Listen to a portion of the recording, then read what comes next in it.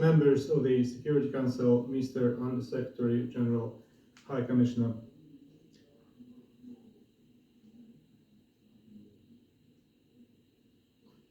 First of all, I would like to thank the Security Council for addressing this urgent issue. Every new day of the Russian unprovoked war against Ukraine increases the human sufferings across the entire country. I would also like to express my sincere gratitude to the Secretary General for his powerful statement and relentless engagement with the situation in my country. The Ukrainian government welcomes the appointment of Mr. Aminovod as Assistant Secretary General to serve as UN Crisis Coordinator for Ukraine, as I know he has arrived to Geneva and resumed his duties. His mission will be extremely difficult against the backdrop of the ongoing Russian military activities that are often equaled to war crimes. At the same time, millions of Ukrainians will require his attention, in particular our children, women, elderly, and other vulnerable citizens. So I wish him and his team strength and mercy in their work. Distinguished members, let us be clear, this is not only a security crisis, this is a humanitarian crisis. This war of choice is not only a violation of international code, it violates the conscience of the world. Security assistance is needed, but it alone is not enough. We call on the international organizations to provide us with humanitarian assistance. We call on you to register all cases in which international law and international humanitarian law are violated. Almost all speakers and briefers today were unanimous in their assessments. The situation in Ukraine could deteriorate sharply.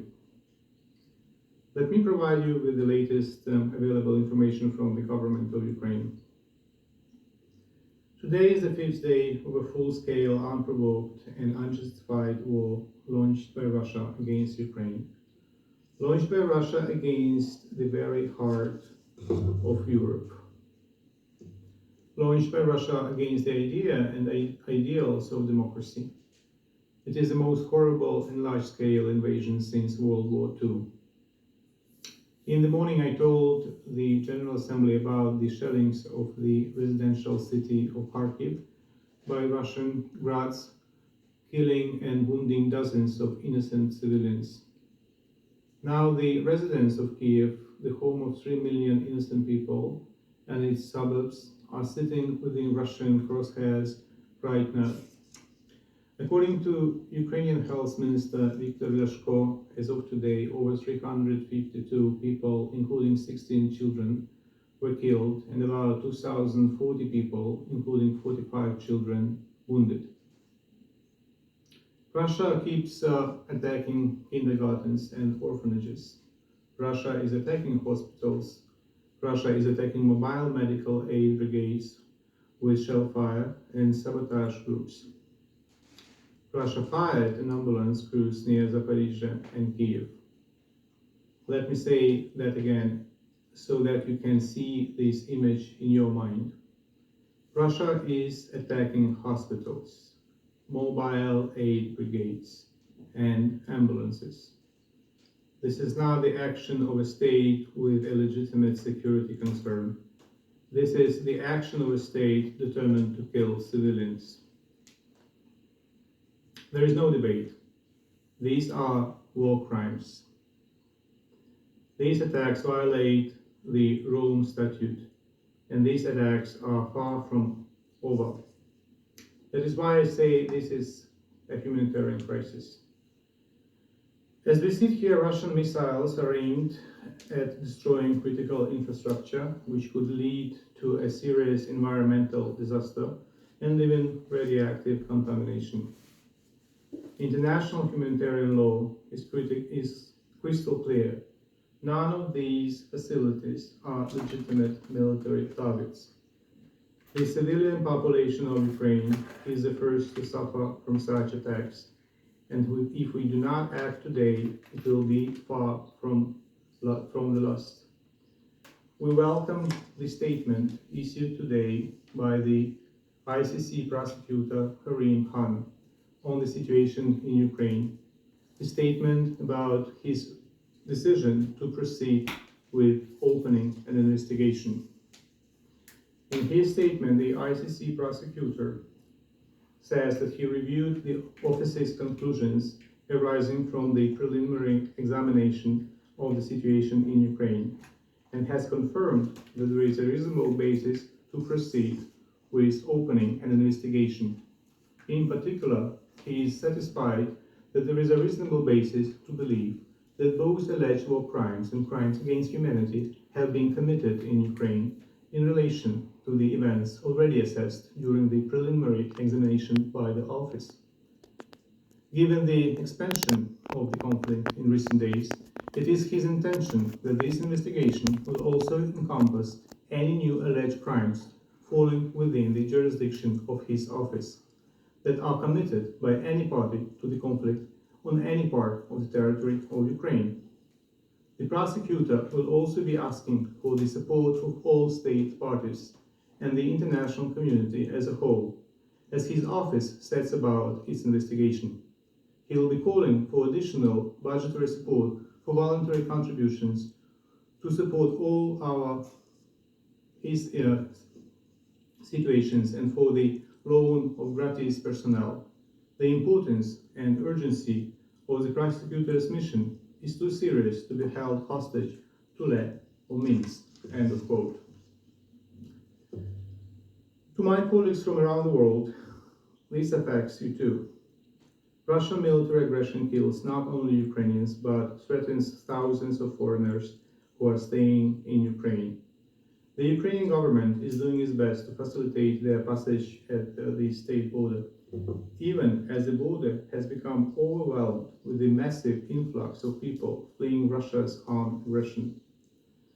Temporary volunteer assistance points have been set up at the border to provide foreign students with food and cater for other humanitarian needs. Please do not be misled by Russian disinformation.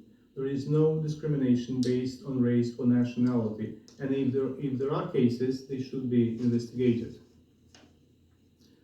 Journalists working in the free press also are under fire during live reports from the scenes of action and hot spots. A journalist and a photographer working for the Danish newspaper Extra Bladet were injured when their car was targeted in Akhtirka district of Sumy region.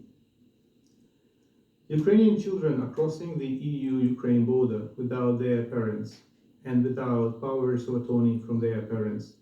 In this regard, we request decision makers in the EU countries to provide clarifications and instructions to EU institutions in order to secure free movement of and assistance to such underage persons and their guardians. According to the Ministry of Education of Ukraine, more than 350,000 school children have no access to education. Schools are closed due to severe insecurity in civil areas across the country. The numbers of refugees are being assessed. The numbers could be hundreds of thousands of people who have been forced to flee across international borders into neighboring European countries, mostly Poland, Slovakia, and Romania. It can take several days of waiting to cross the border, and we are grateful that more checkpoints on the border with Poland have been opened, including 2 additional pedestrian crossings for all who want to get from Ukraine to the neighboring safe country. Kyiv local authorities have set up a coordinating humanitarian headquarters to provide food and basic necessities to those in need. An electronic platform will be launched tomorrow. On this platform, businesses will be able to provide information about their available resources, and Kyiv residents will be able to announce their needs. All of this information will be systematized for effective communication and distribution of essential goods.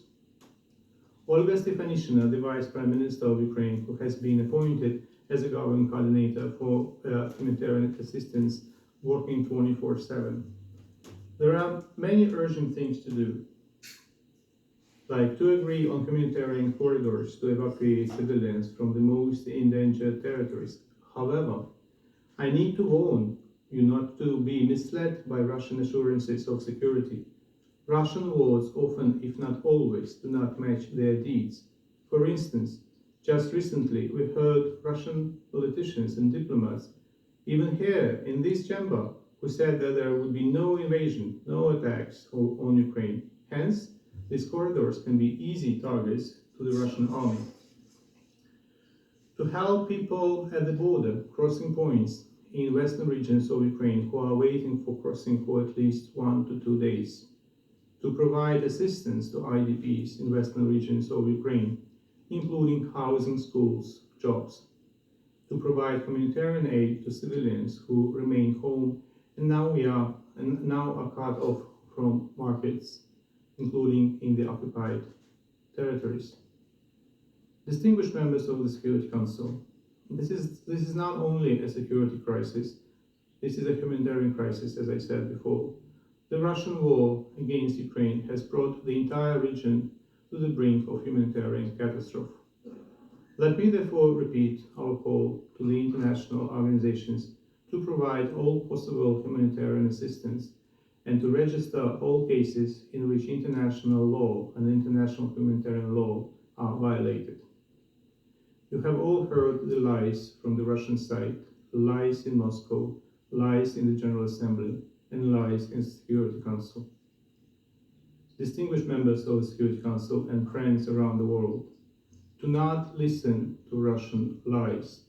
Listen to Ukraine's cries.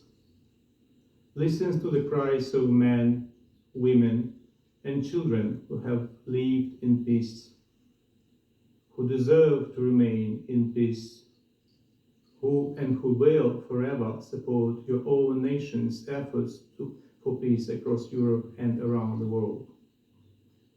Russia has tried and failed to defend its lives, but the people of Ukraine, with the help of the world, will never fail to defend our land.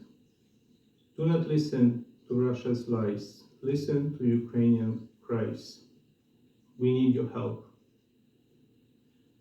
The Russian ambassador laments that a dozen of Russian spies won't be able anymore to enjoy all the benefits of American life while doing things incompatible with their status used as a cover-up.